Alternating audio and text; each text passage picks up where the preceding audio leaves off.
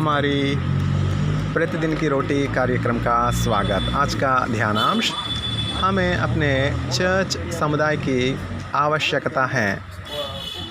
आइए हम एक दूसरे के साथ इकट्ठा होना ना छोड़ें, जैसे कि कितनों की रीति है, पर एक दूसरे को प्रोत्साहित करें। इब्रानियों अध्याय 10 पद 25।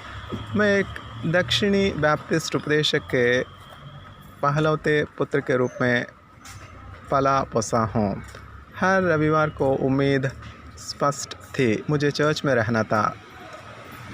संभावित अपवाद, शायद अगर मुझे तेज बुखार होता, लेकिन सच्चाई यह है कि मुझे जाना बहुत पसंद था और मैं कई बार बुखार में भी गया। लेकिन दुनिया बदल गई है और चर्च में नियमित उपस्थिति पहले की तरह नहीं है। बेशक त्वरित सवाल यह है कि क्यों? उत्तर कई और विविध हैं। लेखक कैथलीन नारिस ने उन उत्तरों को एक पासबान से प्राप्त प्रतिक्रिया के साथ सामना करते हुए कहा, हम चर्च क्यों जाते हैं? उन्होंने कहा, हम अन्य लोगों के लिए चर्च जाते हैं क्योंकि वहाँ किसी को आपकी ज़रूरत हो सकती है। अब किसी भी तरह से हमारे चर्च जाने का एकमात्र कारण है यह नहीं है, लेकिन उसकी प्रतिक्रिया इब्रानियों के लिए लेखक के दिल की धड़कन के साथ प्रतिध्वनित होती है। उसने विश्वासियों को विश्वास में बने रहने के लिए आग्रह किया और उस लक्ष्य को प्राप्त करने के लिए उसने एक दूसरे के साथ इकट्ठा होना न छोड़ने पर जोर दिया। इब्रानियों अध्याय 10 पद 25। क्योंकि हमारी अनुपस्थिति में कुछ महत्वपूर्ण छूट जाएगा। एक दूसरे को समझाते रहे। पद 25। हमें प्रेम और भले कामों में उकसाने के लिए आपसी प्रोत्साहन की आवश्यकता है। पद 24।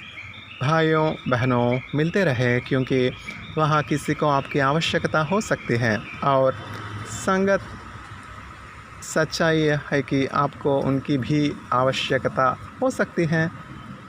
चर्च जाने या ना जाने के शीर्ष 4 कारण क्या हैं? किसी को वहाँ आपकी आवश्यकता हो सकती है।